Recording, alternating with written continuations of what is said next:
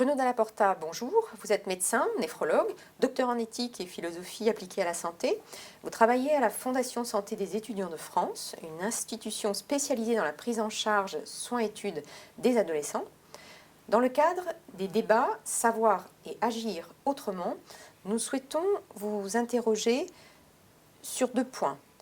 Le premier, face à cette terrible épidémie du Covid-19, comment aider les professionnels de santé concrètement à s'orienter au regard de situations tout à fait inédites. En second lieu, nous vous demanderons de clarifier les concepts sur ces problèmes sociétaux également tragiques qu'on rencontre dans les EHPAD, les réa et les différents services de médecine. Bonjour. Si on suit votre définition du tragique, à savoir ce que l'homme fait à l'homme et non pas ce que la nature fait à l'homme, en dehors du tragique des obsèques scotomisées, y a-t-il eu d'autres tragiques ? Alors d'abord, il faut quand même peut-être rester un peu optimiste et voir tout ce qui s'est bien passé quand même. Le confinement a été respecté, ça a sauvé beaucoup de vies. Les réanimations n'ont pas été soumises à une surcharge trop forte, moins que ce qu'on pensait. En tout cas, il y a forcément eu du tragique et de la médecine de guerre, mais quand même, d'une manière générale, le travail a été correctement fait. Dans les services de médecine également, le Covid donne des détresses respiratoires qui sont moins brutales que ce qu'on pensait. Et donc, je dirais que le tragique, là, à ce niveau-là, c'est plutôt la méconnaissance de la loi par les médecins. En fait, il y a une insuffisance de formation sur la fin de vie. Et là, j'insiste, c'est absolument ridicule de passer des mois avec des journaux comme Le Monde qui parlent de l'euthanasie, alors que ce n'est absolument pas le problème et que notre société a besoin qu'on puisse accompagner dignement les personnes. Est-ce qu'il y a eu du tragique dans les réanimations face au triage des patients ? Vous voulez dire, est-ce que le triage est du tragique ? Non, en fait, le triage, à mon sens, n'est pas du tragique du tout. En fait, je vais vous choquer, mais vous avez un pays qui est face à une menace d'origine naturelle, une épidémie. Elle a un plateau technique avec un certain nombre de lits de réanimation. Et donc, les personnes, si vous avez 50 postes et que 100 personnes se présentent, ce n'est pas du fait de l'homme qu'il va y avoir des morts, c'est du fait de la nature. Vous avez 50 postes, vous avez 50 postes, vous ne pouvez pas prévoir une catastrophe naturelle. Et si vous n'avez pas les moyens, mais c'est comme ça, c'est terrible. On est dans le terrible, mais on n'est pas dans le tragique. Et dans ce cas-là, en fait, il faut faire quoi ? Eh bien, la seule solution éthique, c'est de mettre en place une procédure juste, rationnelle, équitable pour tout le monde.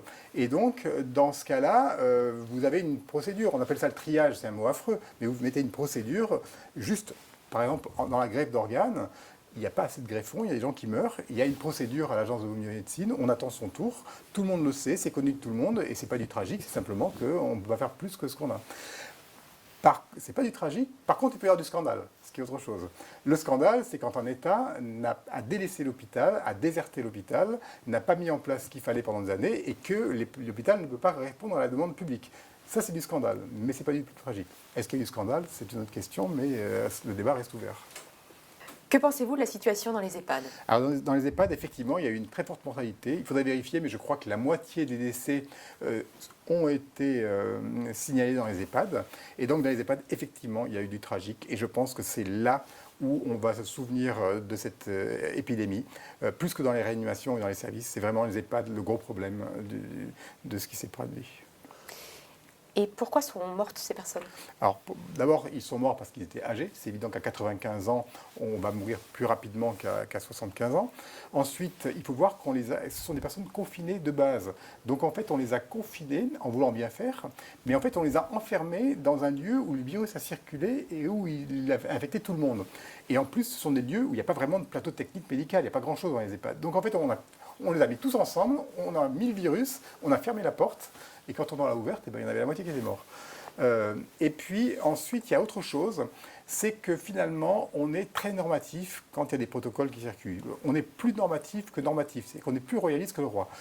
En gros, les personnes se disent, il est très vieux, donc on ne va pas aggraver les choses en l'envoyant à l'hôpital, de toute façon, il est trop vieux pour aller à l'hôpital. Et là, il y a une erreur. Parce qu'autant il n'y avait pas de place en réanimation, autant des prises d'oxygène pour des sondes nasales, il y en a beaucoup en France. Donc il était tout à fait possible de regarder la situation et de voir si on pouvait les adresser ou pas. Et là, en fait, les gens intériorisent le protocole, ils intériorisent la norme. C'est-à-dire qu'ils sont plus normatifs que ce qu'on leur a demandé et personne n'a été transféré, ou très peu, dans les hôpitaux. Et là, probablement, c'est un protocole qui devient autoréférentiel et qui avance pour son propre compte et qui arrive à produire le plus grand mal, quoi. Finalement, vous êtes en train de nous dire que les soignants, d'une certaine façon, et peut-être même dans une plus large part de la population, a intériorisé la férocité du protocole, au point d'être plus féroce que le protocole lui-même. Voilà, c'est exactement ça, vous l'avez très bien dit. Pensez-vous qu'il y avait une intention derrière tout ça? Non, je pense qu'il n'y a pas d'intentionnalité derrière tout ça, il y a simplement une fonctionnalité. C'est-à-dire que ce sont des boucles de recommandations qui fonctionnent de façon assez autonome et qui aboutissent à ce qu'on a voulu faire très bien en confinant les personnes âgées, on a voulu faire très bien en évitant qu'ils se contaminent et qu'ils ne contaminent pas les autres. On a voulu faire ça très bien et finalement on est arrivé à quelque chose d'assez dramatique. Donc je ne pense pas qu'il y ait d'intentionnalité très consciente et très directe. Et peut-on parler d'intentionnalité inconsciente? Alors, c'est évident que là, c'est une vraie question. Vous ouvrez une parenthèse un peu plus longue.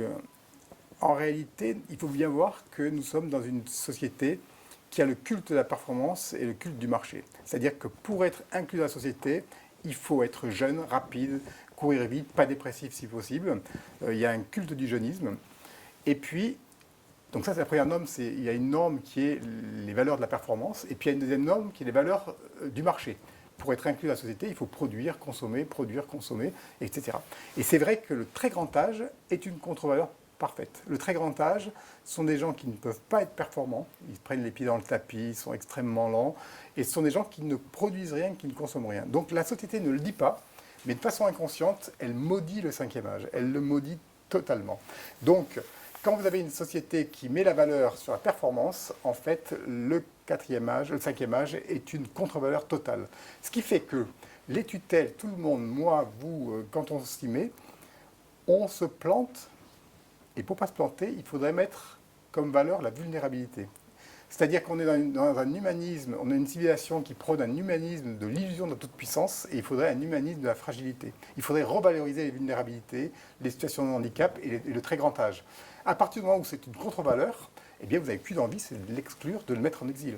Et d'ailleurs, une démocratie, je vous rappelle que depuis le contrat social de Rousseau, on a des droits du moment de notre naissance au moment de notre mort. Et là, ces personnes-là sont des personnes qui sont complètement exclues, c'est-à-dire qu'elles sont en exil par rapport à la société. Donc finalement, il n'y avait pas d'intentionnalité directe, il n'y avait qu'une fonctionnalité, mais en réalité, il y avait une intentionnalité indirecte, souterraine, qui est qu'on veut exclure le dernier âge.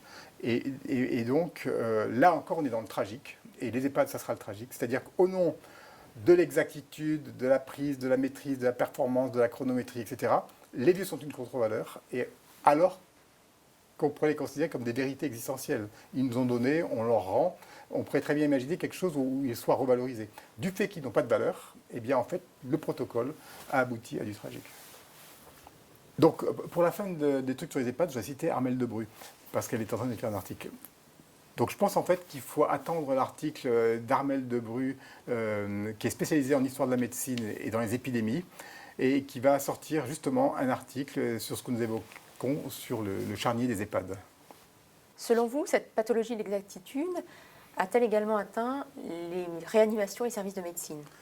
Alors, en réanimation, oui, forcément, il y a eu la médecine de guerre, c'est-à-dire qu'on a fait des sédations euthanasiques parce qu'il n'y avait pas le choix. Là les médecins, malheureusement, sont face à quelque chose d'insoutenable, et il faudra d'ailleurs être très conscient qu'il faudra les soutenir dans l'après-coup parce qu'ils ont été amenés à faire des actes terribles, des choix, et puis amenés à aller beaucoup plus vite qu'il était possible, faute de place.